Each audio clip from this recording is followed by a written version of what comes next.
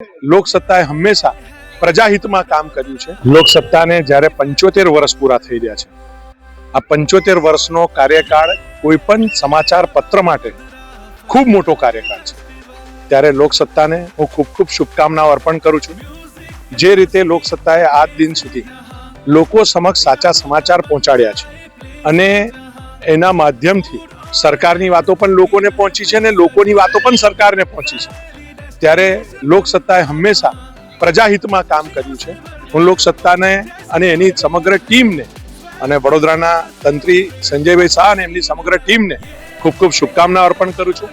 આ જ રીતે લોકસત્તા ભવિષ્યમાં પણ ખૂબ સારું કામ કરતી રહે અને આવી જ રીતે પ્રજાની સેવામાં એક સમાચાર પત્ર કરતાં પણ વધુ જે રીતે અલગ અલગ આજે મેરે શ્યામ કુમાર વિશ્વાસજીનો કાર્યક્રમ થકી પણ લોકો સુધી પહોંચી છે, આમ કાર્યક્રમો થકી પણ અને સમાચાર પત્ર થકી પણ ઉત્તર પ્રગતિ કરે એવી હું ઠાકોરજીના ચરણોમાં પ્રાર્થના કરું છું।